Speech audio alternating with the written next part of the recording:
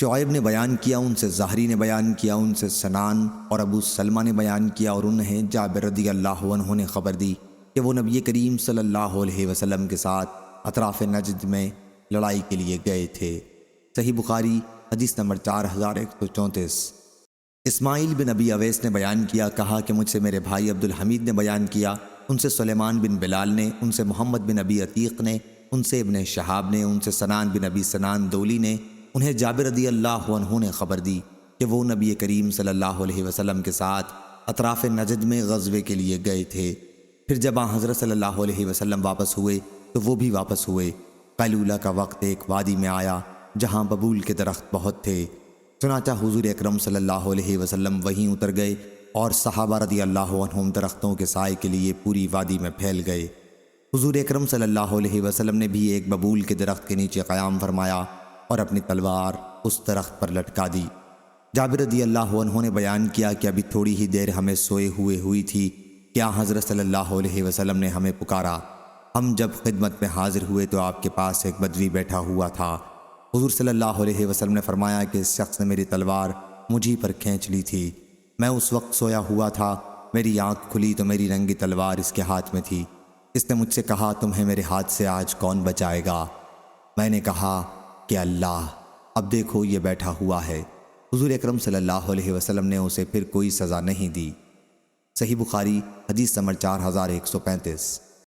اور ابان نے کہا کہ ہم سے یحییٰ بن ابی کثیر نے بیان کیا، ان سے ابو سلمہ نے اور ان سے جابر رضی اللہ عنہ نے بیان کیا کہ ہم نبی کریم صلی اللہ علیہ وسلم کے ساتھ ذات الرقاع میں تھے۔ پھر ہم ایک ایسی جگہ آئے جہاں بہت گھنے سایہ کا درخت تھا۔ وہ درخت ہم نے حضور صلی اللہ علیہ وسلم کے لیے مخصوص کر دیا کہ آپ وہاں آرام فرمائیں۔ بعد میں مشرکین میں سے ایک شخص آیا، حضور صلی اللہ علیہ وسلم کی تلوار درخت سے لٹک رہی تھی۔ اس نے وہ تلوار حضور صلی اللہ علیہ وسلم پر کھینچ لی اور پوچھا، تم مجھ سے ڈرتے ہو؟ حضور صلی اللہ علیہ وسلم نے فرمایا کہ نہیں۔ اس پر اس نے پوچھا، آج میرے ہاتھ سے تمہیں کون بچائے گا؟ حضور صلی اللہ علیہ وسلم نے فرمایا کہ اللہ۔ پھر صحابہ رضی اللہ عنہم نے اسے ڈانٹا دھمکایا اور نماز کی تکبیر کہی گئی تو حضور صلی اللہ علیہ وسلم نے پہلے ایک جماعت کو 2 رکعت نماز خوف پڑھائی۔ جب وہ جماعت حضور صلی اللہ علیہ وسلم کے پیچھے سے ہٹ گئی تو آپ نے دوسری جماعت کو بھی 2 رکعت نماز پڑھائی۔ اس طرح نبی کریم صلی اللہ علیہ وسلم کی 4 رکعت نماز ہوئی، لیکن مقتدیوں کی صرف 2 رکعت۔ اور مسدد نے بیان کیا، ان سے ابو ایوانہ نے، ان سے ابو بشر نے کہ اس شخص کا نام جس نے آپ پر تلوار کھینچی تھی غورس بن حارث تھا، اور حضرت صلی اللہ علیہ وسلم نے اس غزوے میں قبیلہ محارب خصفہ سے جنگ کی تھی۔ صحیح بخاری حدیث نمبر 4136۔ اور ابو زبیر نے جابر رضی اللہ عنہ سے بیان کیا کہ ہم نبی کریم صلی اللہ علیہ وسلم کے ساتھ مقام نخل میں تھے تو آپ نے نماز خوف پڑھائی۔ اور ابو ہریرہ رضی اللہ عنہ نے بیان کیا کہ میں نے نبی کریم صلی اللہ علیہ وسلم کے ساتھ نماز خوف غزوہ نجد میں پڑھی تھی۔ یہ یاد رہے کہ ابو ہریرہ رضی اللہ عنہ حضور اکرم صلی اللہ علیہ وسلم کی خدمت میں سب سے پہلے غزوہ خیبر کے موقع پر حاضر ہوئے تھے۔ صحیح بخاری حدیث نمبر 4137۔ اسماعیل بن جعفر نے خبر دی، انہیں ربیعہ بن ابی عبد الرحمن نے، انہیں محمد بن یحییٰ بن حبان نے، اور ان سے ابو محریز نے بیان کیا کہ میں مسجد میں داخل ہوا تو حضرت ابو سعید خدری رضی اللہ عنہ اندر موجود تھے۔ میں ان کے پاس بیٹھ گیا اور عزل کے متعلق ان سے سوال کیا۔ انہوں نے بیان کیا کہ ہم رسول اللہ صلی اللہ علیہ وسلم کے ساتھ غزوہ بنی المصطلق کے لیے نکلے۔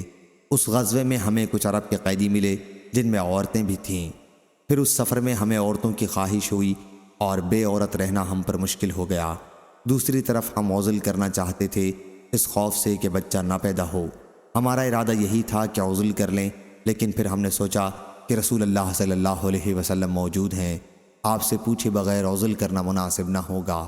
چنانچہ ہم نے آپ سے اس کے متعلق پوچھا تو آپ نے فرمایا کہ اگر تم عزل نہ کرو پھر بھی کوئی حرج نہیں، کیونکہ قیامت تک جو جان پیدا ہونے والی ہے وہ ضرور پیدا ہو کر رہے گی۔ صحیح بخاری حدیث نمبر 4138۔ عبد الرزاق نے بیان کیا، کہا ہم کو معمر نے خبر دی، انہیں زہری نے، انہیں ابو سلمہ نے، اور ان سے جابر بن عبداللہ رضی اللہ عنہ نے بیان کیا کہ ہم نبی کریم صلی اللہ علیہ وسلم کے ساتھ نجد کی طرف غزوے کے لیے گئے۔ دوپہر کا وقت ہوا تو آپ ایک جنگل میں پہنچے جہاں ببول کے درخت بہت تھے۔ آپ نے گھنے درخت کے نیچے سایہ کے لیے قیام کیا اور درخت سے اپنی تلوار لٹکا دی۔ صحابہ رضی اللہ عنہم بھی درختوں کے نیچے سایہ حاصل کرنے کے لیے پھیل گئے۔ ابھی ہم اسی کیفیت میں تھے کہ حضور صلی اللہ علیہ وسلم نے ہمیں پکارا۔ ہم حاضر ہوئے تو ایک بدوی آپ کے سامنے بیٹھا ہوا تھا۔ حضور صلی اللہ علیہ وسلم نے فرمایا کہ یہ شخص میرے پاس آیا تو میں سو رہا تھا، اتنے میں اس نے میری تلوار کھینچ لی اور میں بھی بیدار ہو گیا۔ یہ میری ننگی تلوار کھینچے ہوئے میرے سر پر کھڑا تھا، مجھ سے کہنے لگا، آج مجھ سے تمہیں کون بچائے گا؟ میں نے کہا کہ اللہ۔ وہ شخص صرف ایک لفظ سے اتنا مرعوب ہوا کہ تلوار کو نیام میں رکھ کر بیٹھ گیا، اور دیکھ لو یہ بیٹھا ہوا ہے۔ حضور صلی اللہ علیہ وسلم نے اسے کوئی سزا نہیں دی۔ صحیح بخاری حدیث نمبر 4139۔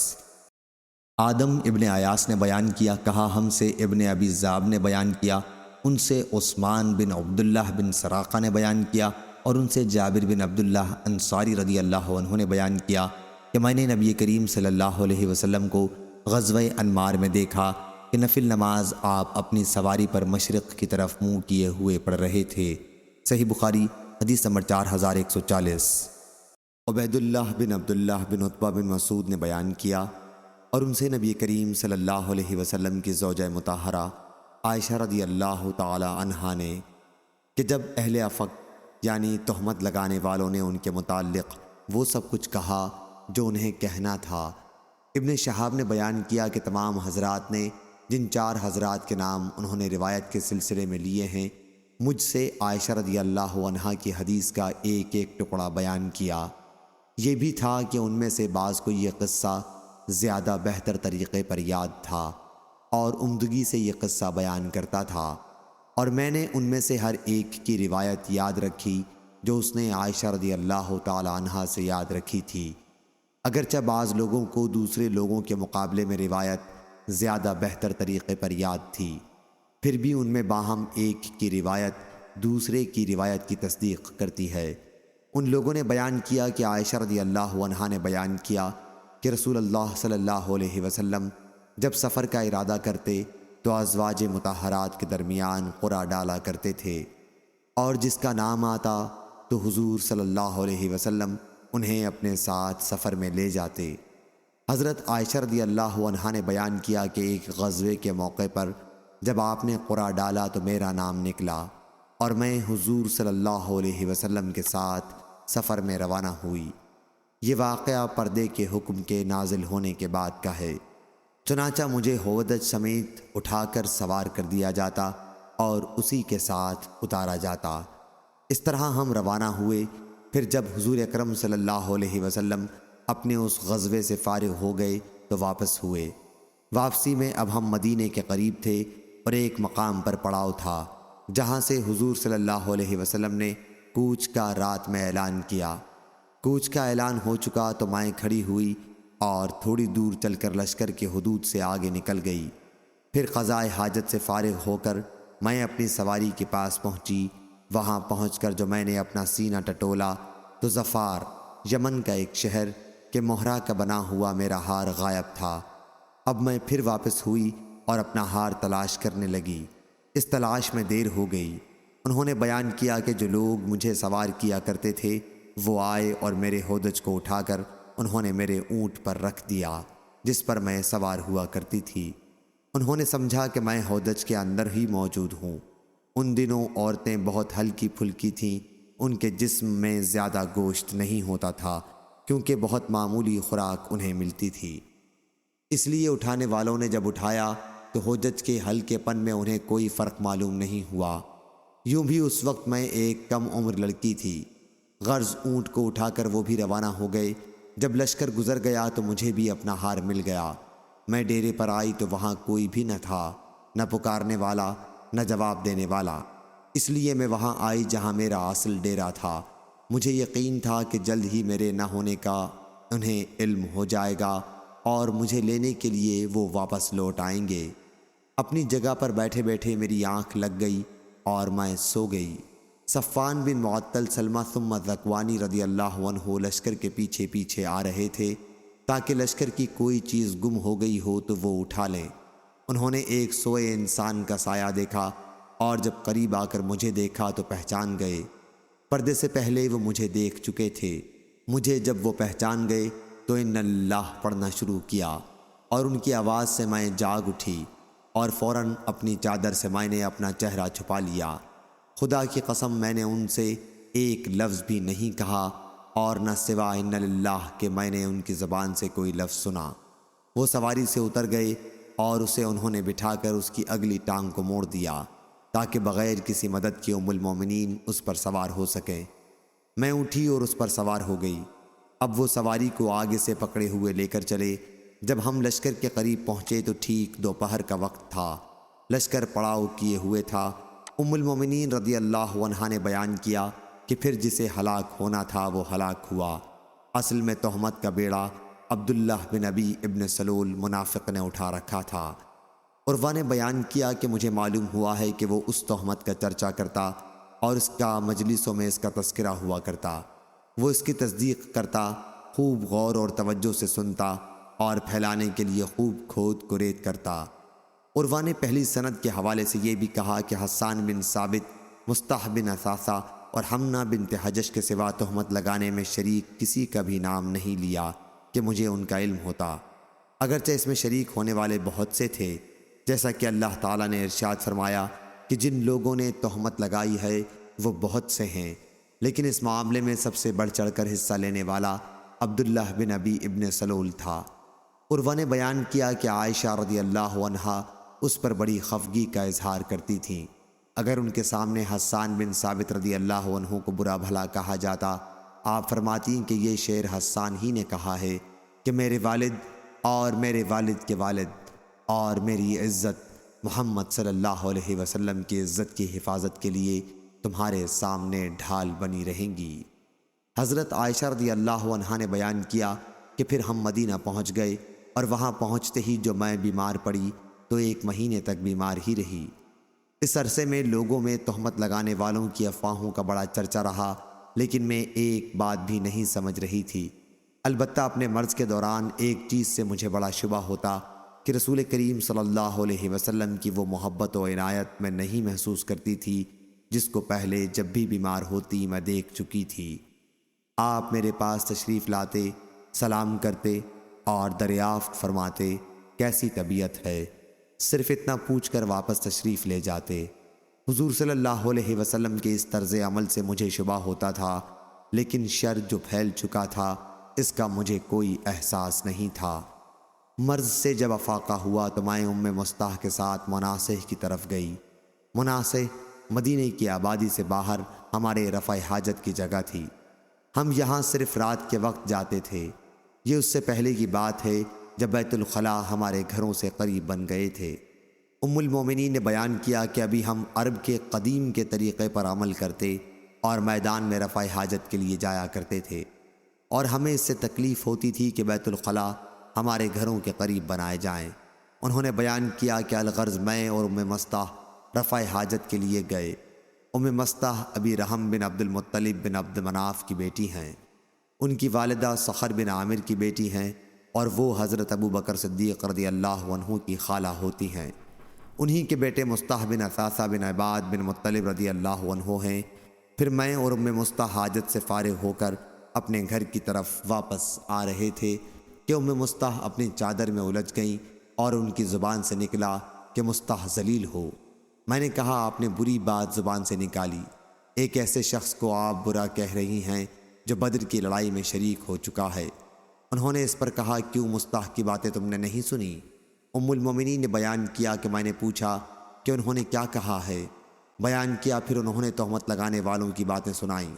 بیان کیا کہ ان باتوں کو سن کر میرا مرض اور بڑھ گیا۔ جب میں اپنے گھر واپس آئی تو حضور اکرم صلی اللہ علیہ وسلم میرے پاس تشریف لائے اور سلام کے بعد دریافت فرمایا کہ کیسی طبیعت ہے۔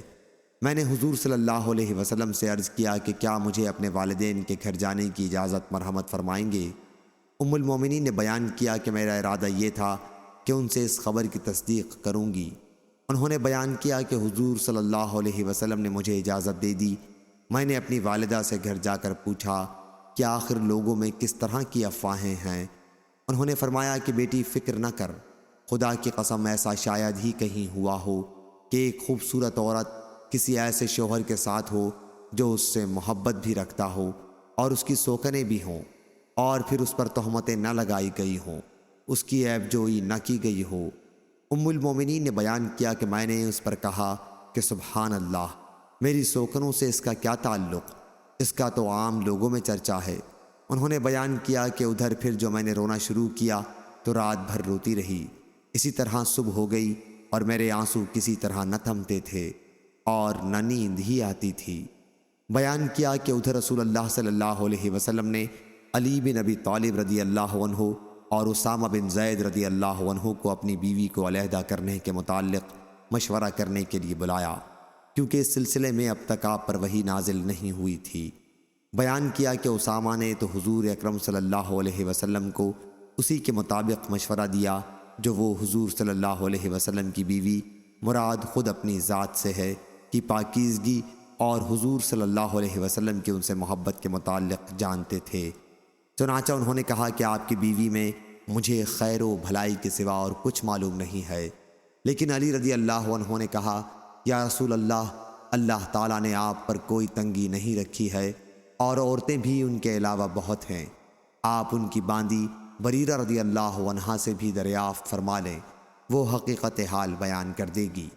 بیان کیا کہ پھر حضور صلی اللہ علیہ وسلم نے بریرہ رضی اللہ عنہا کو بلایا اور ان سے دریافت فرمایا کہ کیا تم نے کوئی ایسی بات دیکھی ہے جس سے تمہیں عائشہ پر شبہ ہوا ہو؟ حضرت بریرہ رضی اللہ عنہا نے کہا اس ذات کی قسم جس نے آپ کو حق کے ساتھ مبعوث کیا، میں نے ان کے اندر کوئی ایسی چیز نہیں دیکھی جو بری ہو۔ اتنی بات ضرور ہے کہ وہ ایک نوعمر لڑکی ہیں، آٹا گوندھ کر سو جاتی ہیں اور بکری آ کر اسے کھا جاتی ہے۔ انہوں نے بیان کیا کہ اس دن رسول اللہ صلی اللہ علیہ وسلم نے صحابہ کو خطاب کیا اور ممبر پر کھڑے ہو کر عبداللہ بن ابی منافق کا معاملہ رکھا۔ آپ نے فرمایا اے گروہ مسلمین، اس شخص کے بارے میں میری کون مدد کرے گا جس کی اذیتیں اب میری بیوی کے معاملے تک پہنچ گئی ہیں؟ خدا کی قسم کہ میں نے اپنی بیوی میں خیر کے سوا اور کوئی چیز نہیں دیکھی۔ اور نام بھی ان لوگوں نے ایک ایسے شخص صفوان بن معطل رضی اللہ عنہ جو ام المومنین کو اپنے اونٹ پر لائے تھے کا لیا ہے، جس کے بارے میں بھی میں خیر کے سوا اور کچھ نہیں جانتا۔ وہ جب بھی میرے گھر آئے تو میرے ساتھ ہی آئے۔ ام المومنین رضی اللہ عنہا نے بیان کیا کہ اس پر سعد بن معاذ رضی اللہ عنہ قبیلہ بنی اشل کے ہم رشتہ کھڑے ہوئے اور عرض کیا میں یا رسول اللہ آپ کی مدد کروں گا، اگر وہ شخص قبیلہ اوس کا ہوا تو میں اس کی گردن مار دوں گا، اور اگر وہ ہمارے بھائیوں خزرج کے قبیلے کا ہوا تو آپ کا اس کے متعلق بھی جو حکم ہوگا ہم بجا لائیں گے۔ ام المومنین نے بیان کیا کہ اس پر قبیلہ خزرج کے ایک صحابی کھڑے ہوئے، حسان کی والدہ ان کی چچا زاد بہن تھیں، یعنی سعد بن عبادہ رضی اللہ عنہ۔ وہ قبیلہ خزرج کے سردار تھے اور اس سے پہلے بڑے صالح اور مخلصین میں تھے، لیکن آج قبیلے کی حمیت ان پر غالب آ گئی۔ انہوں نے سعد رضی اللہ عنہ کو مخاطب کر کے کہا خدا کی قسم تم جھوٹے ہو، تم اسے قتل نہیں کر سکتے اور نہ تمہارے اندر اتنی طاقت ہے، اگر وہ تمہارے قبیلے کا ہوتا تو تم اس کے قتل کا نام نہ لیتے۔ اس کے بعد اسید بن حذیر رضی اللہ عنہ جو سعد بن معاذ رضی اللہ عنہ کے چچیرے بھائی تھے کھڑے ہوئے اور سعد بن عبادہ رضی اللہ عنہ کو مخاطب کر کے کہا خدا کی قسم تم جھوٹے ہو، ہم اسے ضرور قتل کریں گے، اب اس میں شبہ نہیں رہا کہ تم بھی منافق ہو، تم منافقوں کی طرف سے مدافعت کرتے ہو۔ اتنے میں اوس و خزرج انصار کے دونوں قبیلے بھڑک اٹھے اور ایسا معلوم ہوتا تھا کہ آپس ہی میں لڑ پڑیں گے۔ اس وقت تک رسول اللہ صلی اللہ علیہ وسلم منبر پر ہی تشریف رکھتے تھے۔ ام المومنین حضرت عائشہ رضی اللہ عنہا نے بیان کیا کہ پھر حضور صلی اللہ علیہ وسلم سب کو خاموش کرانے لگے، سب حضرات چپ ہو گئے اور حضور صلی اللہ علیہ وسلم بھی خاموش ہو گئے۔ ام المومنین حضرت عائشہ رضی اللہ عنہا نے بیان کیا کہ میں اس روز پورے دن روتی رہی، نہ میرا آنسو تھمتا تھا اور نہ آنکھ لگتی تھی۔ بیان کیا کہ صبح کے وقت میرے والدین میرے پاس آئے، 2 راتیں اور 1 دن میرا روتے ہوئے گزر گیا تھا، اس پورے عرصے میں نہ میرا آنسو رکا اور نہ نیند آئی، ایسا معلوم ہوتا تھا کہ روتے روتے میرا کلیجہ پھٹ جائے گا۔ ابھی میرے والدین میرے پاس ہی بیٹھے ہوئے تھے اور میں روئے جا رہی تھی کہ قبیلہ انصار کی ایک خاتون نے اندر آنے کی اجازت چاہی، میں نے انہیں اجازت دے دی۔ اور وہ بھی میرے ساتھ بیٹھ کر رونے لگیں۔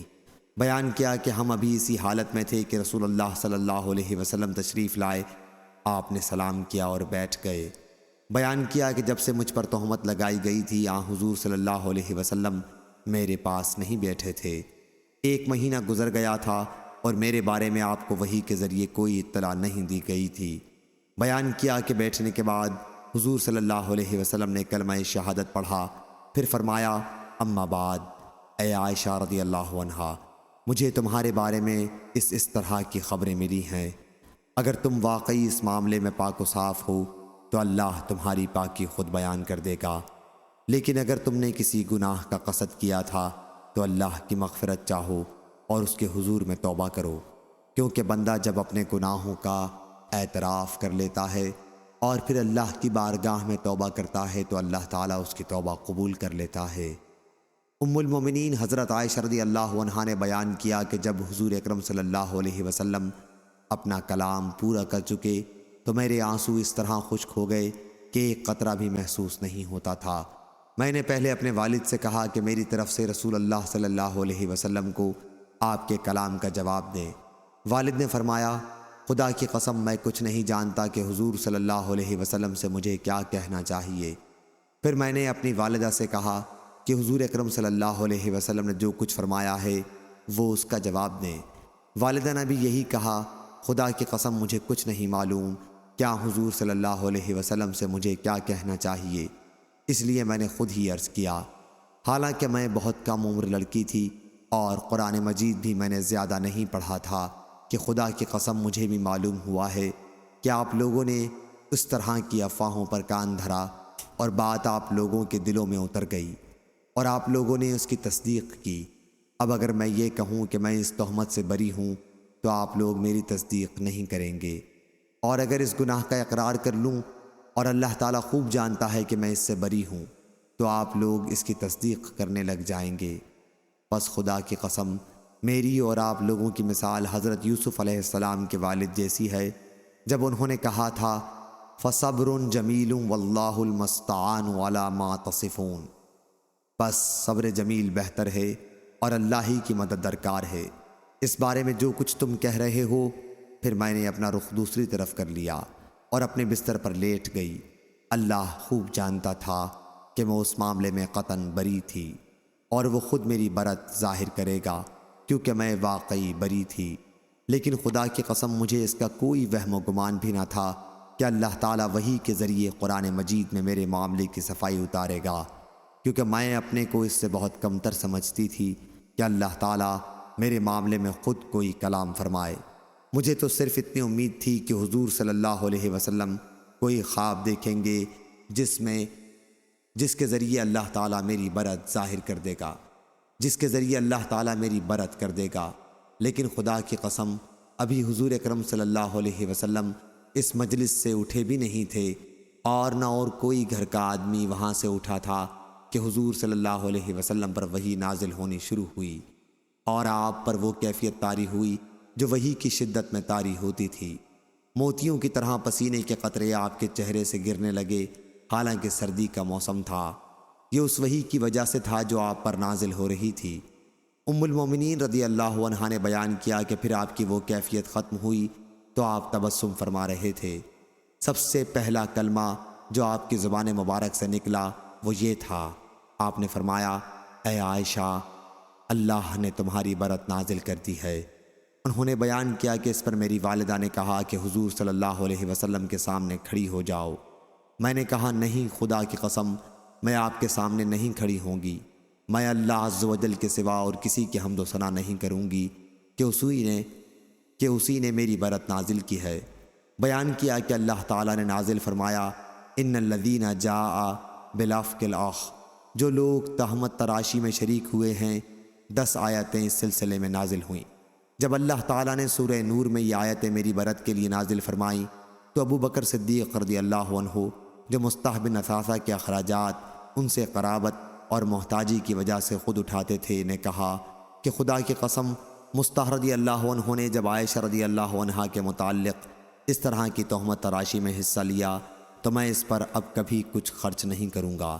اس پر اللہ تعالیٰ نے یہ آیت نازل کی ولا یاتل اولو الفضل منکم، یعنی اہل فضل اور اہل ہمت قسم نہ کھائیں، سے غفور الرحیم تک، کیونکہ مستح یا دوسرے مومنین کی اس میں شرکت محض غلط فہمی کی بنا پر تھی۔ چنانچہ ابو بکر صدیق رضی اللہ عنہ نے کہا کہ خدا کی قسم میری تمنا ہے کہ اللہ تعالیٰ مجھے اس کہنے پر معاف کر دے، اور مستح کو جو کچھ وہ دیا کرتے تھے اسے پھر دینے لگے، اور کہا کہ خدا کی قسم اب اس وظیفے کو میں کبھی بند نہیں کروں گا۔ عائشہ رضی اللہ عنہا نے بیان کیا کہ میرے معاملے میں حضور صلی اللہ علیہ وسلم نے ام المومنین زینب بنت حجش سے بھی مشورہ کیا تھا۔ آپ نے ان سے پوچھا کہ عائشہ کے متعلق کیا معلومات ہیں تمہیں، یا ان میں تم نے کیا چیز دیکھی ہے؟ انہوں نے عرض کیا یا رسول اللہ، میں اپنی آنکھوں اور کانوں کو محفوظ رکھتی ہوں کہ ان کی طرف خلاف واقعہ نسبت کروں، خدا کی قسم میں ان کے بارے میں خیر کے سوا اور کچھ نہیں جانتی۔ حضرت عائشہ رضی اللہ عنہا نے بیان کیا کہ زینب ہی تمام ازواج مطہرات میں میرے مقابل کی تھیں، لیکن اللہ تعالیٰ نے ان کے تقوی اور پاک بازی کی وجہ سے انہیں محفوظ رکھا۔ بیان کیا کہ البتہ ان کی بہن حمنہ نے غلط راستہ اختیار کیا اور ہلاک ہونے والوں کے ساتھ وہ بھی ہلاک ہوئی تھیں۔